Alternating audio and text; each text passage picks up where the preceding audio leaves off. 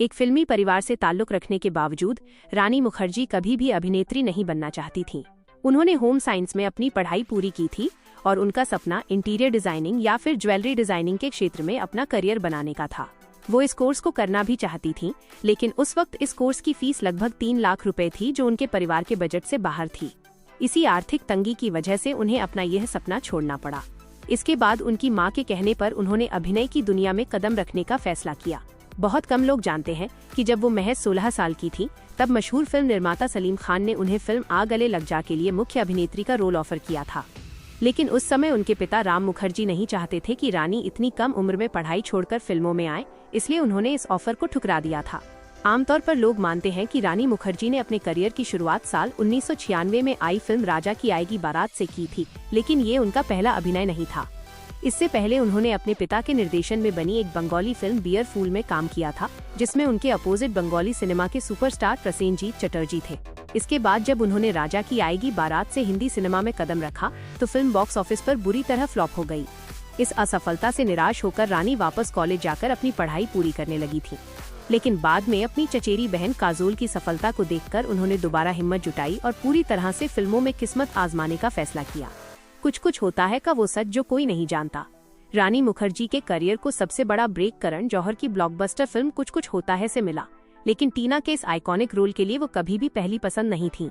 करण जौहर ने ये रोल विशेष रूप से ट्विंकल खन्ना के लिए लिखा था। ट्विंकल खन्ना के मना करने के बाद इस रोल को ऐश्वर्या राय, रवीना टंडन और करिश्मा कपूर जैसी कई बड़ी अभिनेत्रियों को ऑफर किया गया, लेकिन सभी ने किसी न किसी वजह से इसे ठुकरा दिया। आखिरकार ये रोल रानी मुखर्जी के पास आया और उन्होंने इसे बखूबी निभाया। इस फिल्म से जुड़ा एक और बेहद चौंकाने वाला किस्सा उनकी आवाज से जुड़ा है। आज जिस भारी और सुरीली आवाज हस्की वॉइस को रानी मुखर्जी की सबसे बड़ी पहचान माना जाता है, शुरुआत में उसी आवाज को उनका सबसे बड़ा माइनस पॉइंट समझा जाता था। करण जौहर को लगता था कि रानी की आवाज बहुत भारी है और वो टीना के किरदार पर सूट नहीं करेगी, इसलिए उन्होंने रानी की आवाज को किसी डबिंग आर्टिस्ट से डब कराने का फैसला कर लिया था और इसके लिए एक आर्टिस्ट को हायर भी कर लिया गया था। लेकिन रानी मुखर्जी को ये मंजूर नहीं था। उन्होंने करण जौहर से गुजारिश की और अपने हिंदी उच्चारण डिक्शन पर दिन रात कड़ी मेहनत की। उनकी लगन को देखकर करण ने उन्हें अपनी खुद की आवाज में डब करने का मौका दिया और बाद में वही आवाज उनकी यूएसपी बन गई। किरदारों के पीछे की कड़ी मेहनत और गुप्त शादियाँ। रानी मुखर्जी अपने किरदारों में जान फूंकने के लिए किसी भी हद तक जाने को तैयार रहती हैं। इसका सबसे बड़ा उदाहरण फिल्म ब्लैक है, जिसमें उन्होंने एक अंधी और बहरी लड़की का किरदार निभाया था। जब संजय लीला भंसाली ने उन्हें ये रोल ऑफर किया तो रानी अंदर से डर गई थी और उन्होंने शुरुआत में इस रोल के लिए मना कर दिया था, क्योंकि उन्हें लगा कि वो इस जटिल किरदार के साथ न्याय नहीं कर पाएंगी। लेकिन भंसाली के भरोसे के बाद रानी ने मुंबई के हेलन केलर इंस्टीट्यूट में कई महीनों तक वक्त बिताया, ताकि वो सांकेतिक भाषा, साइन लैंग्वेज और नेत्रहीन लोगों के हाव भाव को बारीकी से सीख सकें। उनकी इसी मेहनत का नतीजा था कि ये किरदार भारतीय सिनेमा के इतिहास में अमर हो गया। व्यक्तिगत जीवन की बात करें तो रानी मुखर्जी बॉलीवुड की उन चुनिंदा अभिनेत्रियों में से हैं जो अपनी पर्सनल लाइफ को मीडिया की चकाचौंध से बिल्कुल दूर रखती हैं। यशराज फिल्म्स के सर्वेसर्वा आदित्य चोपड़ा के साथ उनके अफेयर के चर्चे सालों तक चलते रहे, लेकिन रानी ने कभी भी इस पर एक शब्द नहीं कहा। यहाँ तक कि उनकी शादी की खबर भी तब सामने आई जब दोनों शादी के बंधन में बंध चुके थे। साल 2014 में उन्होंने इटली में बेहद गुपचुप तरीके से शादी की थी, जिसमें परिवार के अलावा महज कुछ बेहद करीबी दोस्त ही शामिल हुए थे। कुछ और अनसुने और मजेदार फैक्ट्स।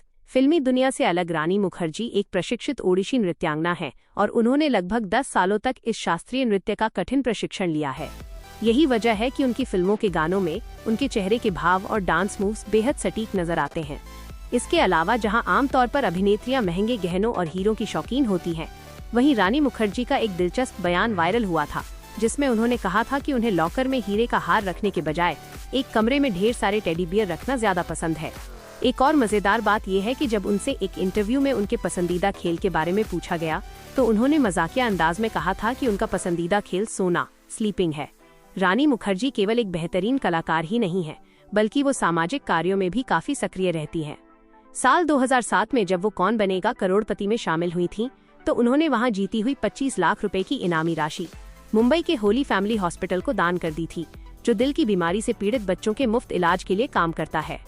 हाल ही में उनके 3 दशक लंबे शानदार करियर में एक और बड़ा मील का पत्थर जुड़ा, जब साल 2025 में आयोजित 71वें राष्ट्रीय फिल्म पुरस्कारों में उन्हें film Mrs Chatterjee versus Norway में उनकी बेहतरीन अदाकारी के लिए सर्वश्रेष्ठ अभिनेत्री बेस्ट एक्ट्रेस के राष्ट्रीय पुरस्कार से नवाजा गया।